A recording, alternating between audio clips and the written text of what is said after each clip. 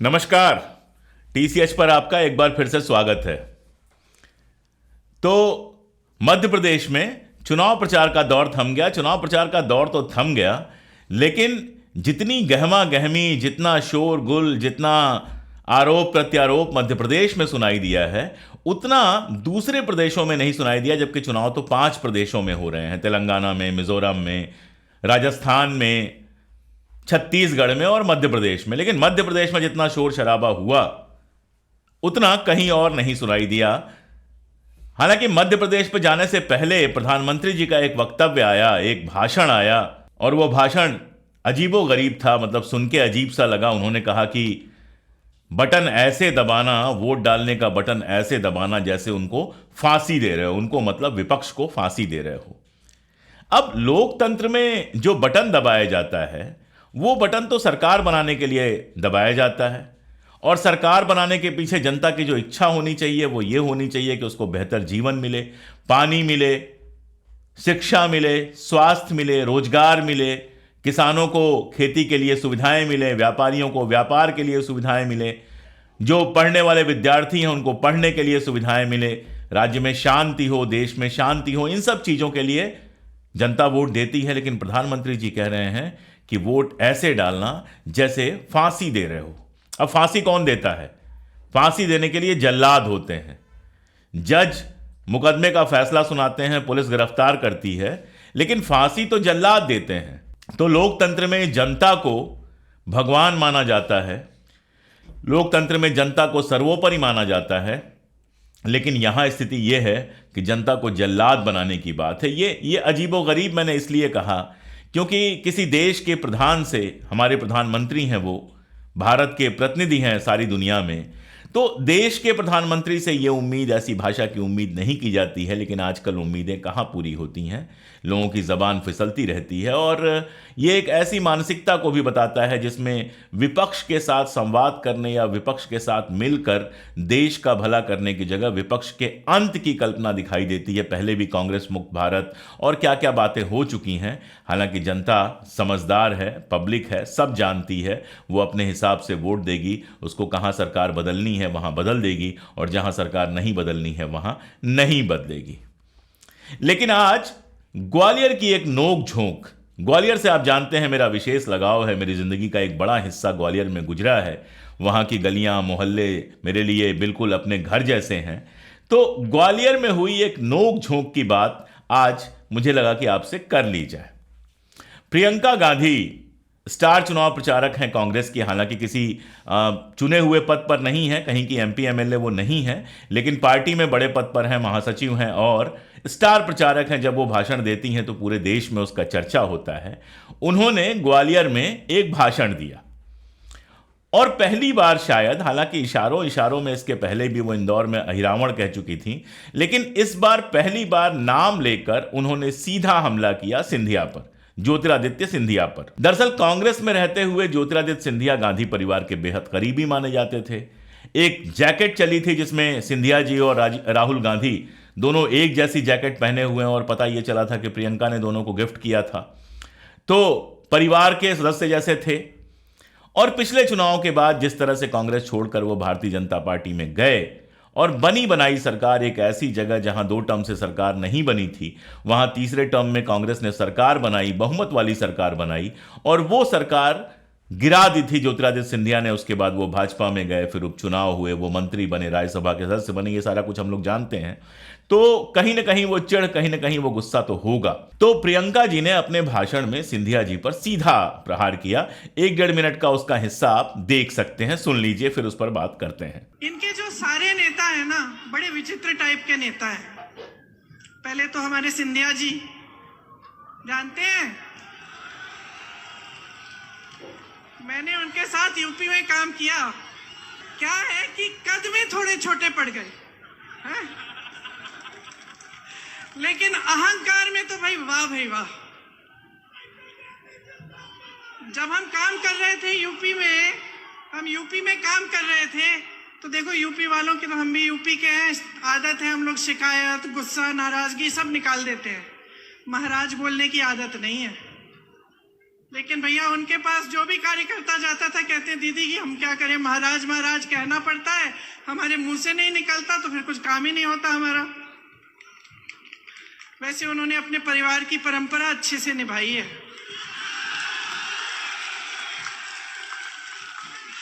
विश्वासघात तो बहुतों ने किया है, लेकिन इन्होंने ग्वालियर और चंबा की जनता के साथ विश्वासघात किया है।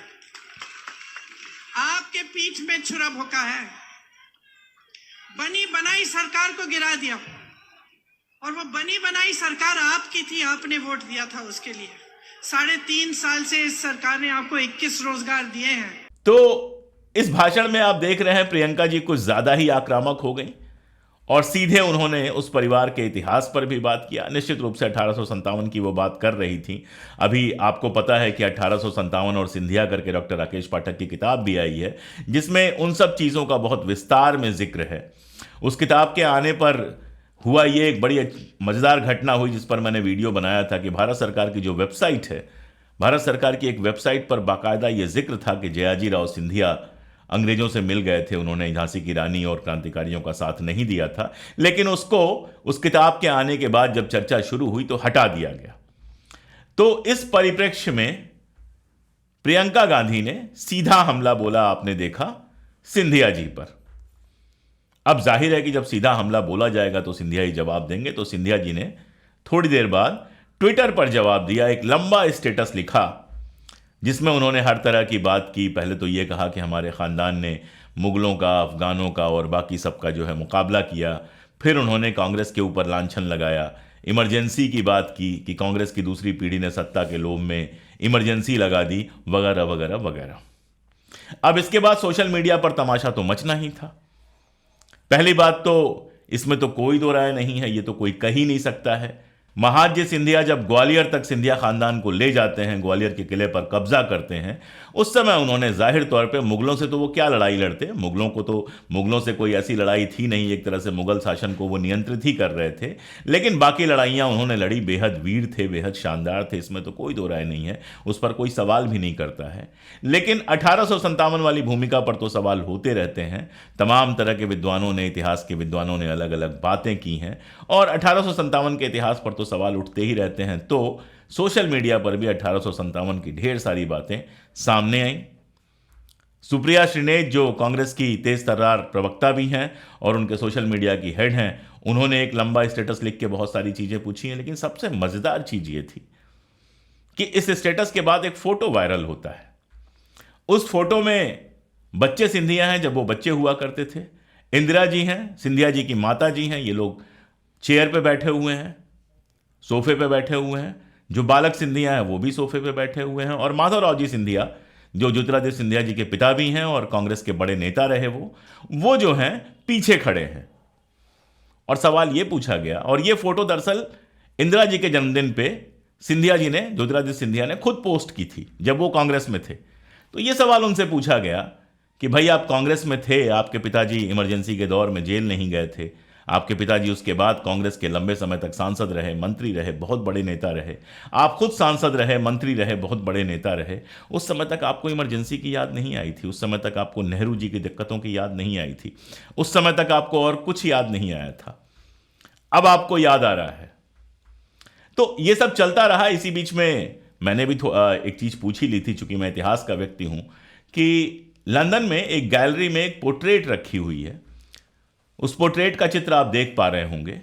उस पोर्ट्रेट में जिवाजी राव सिंधिया जो माधवराव सिंधिया जी के पिता थे, यानी ज्योतिरादित्य सिंधिया जी के बाबा हुए, और एक तरह से आप कह सकते हैं कि ग्वालियर जो घराना था, ग्वालियर जो खानदान था, उसके आखिरी शासक थे, क्योंकि उन्हीं के समय में देश आज़ाद हुआ, फिर वो राज प्रमुख बने और फिर तो राजसत्ताएं खत्म हो गई। उनका नाम जॉर्ज जिवाजी राव सिंधिया लिखा हुआ है। आप वैसे कहीं जाएंगे तो जिवाजी राव सिंधिया आपको मिलेगा, ग्वालियर में रहने वाले भी जिवाजी राव सिंधिया ही कहते हैं, लेकिन उसमें जो नाम लिखा हुआ है वो जॉर्ज जिवाजी राव सिंधिया लिखा हुआ है, यानी जिवाजी राव के पहले जॉर्ज लगा हुआ है। और नीचे डिटेल्स में यह दिया भी हुआ है कि जो जॉर्ज नाम उनके नाम पर लगा था वो किंग जॉर्ज के नाम पर लगा था, और किंग जॉर्ज के बारे में लिखा हुआ है कि वो स्पॉन्सर थे सिंधिया परिवार के। अब ब्रिटेन का राजा सिंधिया परिवार का स्पॉन्सर था 1911 में, वहां पर गया था। कहा जाता है कि शिवपुरी में जो कैसल है वो उन्हीं के लिए बनवाई गई थी, और सिंधिया खानदान के जो प्रमुख थे, जो महाराजा बने जीवाजीराव सिंधिया, उनके नाम में जॉर्ज लगाया गया। अब ये सब मिलाकर तो यही बताता है, और ये बिल्कुल साफ भी है कि न केवल 1857 बल्कि 1857 के बाद भी सिंधिया परिवार के अंग्रेजों के साथ बहुत अच्छे रिश्ते रहे। और कोई सिंधिया परिवार अकेला नहीं है, देश में सैकड़ों ऐसे राजघराने हैं, बल्कि अगर ईमानदारी से कहा जाए तो जितने राजघराने बच गए वो वही हैं जिनके अंग्रेजों से बहुत अच्छे संबंध थे, जिनके अंग्रेजों से संबंध खराब थे, जिन्होंने अंग्रेजों के खिलाफ लड़ने की कोशिश की, उनको तो अंग्रेजों ने नेस्तनाबूद कर दिया। कितने राजघराने हमेशा के लिए ख़त्म हो गए, कितने महल हमेशा के लिए ख़त्म हो गए, लेकिन जो बच गए, जो राजघराने थे, वो तो वही थे जिन्होंने अंग्रेजों के साथ बना कर रखी थी। तो अब इस इतिहास को जुटलाना तो बहुत मुश्किल काम है, लेकिन खेल इतिहास का नहीं, खेल वर्तमान का है। दरअसल ग्वालियर चंबल रीजन जो है, ग्वालियर चंबल जो क्षेत्र है, जहां सिंधिया परिवार की तूती एक जमाने में बोलती रही है, वो इस समय युद्ध का बड़ा मैदान बना हुआ है। आप जानते हैं कि सिंधिया जी की जो बुआ जी हैं, जो बाकायदा विधायक हुआ करती थी, मंत्री हुआ करती थी, शिवपुरी से चुनाव लड़ती थी, उन्होंने स्वास्थ्य कारणों से शिवपुरी से चुनाव लड़ने के लिए मना कर दिया। उसके बाद यह हुआ कि शायद ज्योतिरादित्य सिंधिया जी को वहां से लड़ाया जाए। अब गुना से पहले ही वो लोकसभा का चुनाव हार चुके हैं, तो किसी तरह से यह तो हो गया कि शिवपुरी से उन्होंने चुनाव नहीं लड़ा, उनको चुनाव नहीं लड़ाया गया शिवपुरी से। उसकी जगह पर ग्वालियर की एक सीट से उसी खानदान की, जिनको मामी जी कहा जाता है क्योंकि माधवराव सिंधिया जी की मामी है वो, तो पूरा शहरी उनको मामी कहता है, उनको माया सिंह जी को चुनाव लड़ाया गया, जिनकी उम्र काफी हो चुकी है, और उसको लेके भी कांग्रेस के अंदर तीखा असंतोष है। असंतोष इस हद तक था कि उनके एक बड़े समर्थक जो हैं, वो उनके लोग पहुंच गए थे, किले के गेट पे पहुंच गए थे, और वहां पर सिंधिया जी को कहना पड़ा कि मैंने बहुत कोशिश की लेकिन मैं टिकट नहीं दिला पाया। अच्छा, जब पिछली बार कांग्रेस छोड़कर वो चले गए थे, जब बीजेपी में गए थे, उसके बाद जो उपचुनाव हुआ था, उसमें भी ग्वालियर चंबल रीजन में भारतीय जनता पार्टी का, यानी आप ये कह लें कि महाराज भाजपा जिसको आजकल कहा जाता है, यानी कि भारतीय जनता पार्टी के अंदर ज्योतिरादित्य सिंधिया का जो फ्रैक्शन है, उसका कोई खास प्रभाव नहीं दिखा था। कई सारी सीटों पर वो चुनाव हार गए थे, और इस बार भी स्थिति बहुत अच्छी बताई नहीं जा रही है। कई सारी ऐसी सीटें जहां पर भारतीय जनता पार्टी पहले जीतती रही है, वहां इस बार इतना क्लियर नहीं लग रहा कि भारतीय जनता पार्टी जीत पाएगी। जैसे दतिया की सीट है, जहां से गृह मंत्री नरोत्तम मिश्रा चुनाव लड़ रहे हैं। नरोत्तम मिश्रा को लेके भी प्रियंका ने काफी मजेदार टिप्पणी की, काफी तीखी टिप्पणी की। दिमनी की सीट है, जहां से नरेंद्र तोमर लड़ रहे हैं, और आप जानते हैं एक के बाद एक वीडियो तो आए ही थे, पहले वीडियो लीक हुए थे जिसमें उनके बेटे करोड़ों की बात कर रहे हैं, और उसके बाद जो आदमी उस वीडियो में है, उसने बाकायदा एक वीडियो बनाकर सोशल मीडिया पर जारी किया, और जिसमें उसने ऐसे ऐसे आरोप लगाए कि मत पूछिए। वो कह रहा है कि 10,000 करोड़ का मामला था। वो ये कह रहा है कि इन पैसों से कनाडा में ज़मीन खरीदकर गांजे की खेती करने का मामला था। अब क्या था क्या नहीं था कोई नहीं जानता है, और बहुत सारे लोगों का कहना है कि ये असल में भारतीय जनता पार्टी की जो अंदरूनी राजनीति है उससे ही बाहर निकल के आया है। तो इस पूरे परिदृश्य में स्थिति ये है कि अगर ग्वालियर चंबल रीजन में भारतीय जनता पार्टी अच्छा प्रदर्शन नहीं करती है, तो ज्योतिरादित्य सिंधिया की राजनीति के आगे, इस दावे के आगे कि ग्वालियर चंबल रीजन में उनका बड़ा प्रभाव है, और महल के वर्चस्व के आगे एक बहुत बड़ा क्वेश्चन मार्क लग जाएगा, जो आगे ज्योतिरादित्य सिंधिया की राजनीति तय करेगा। नंबर 1।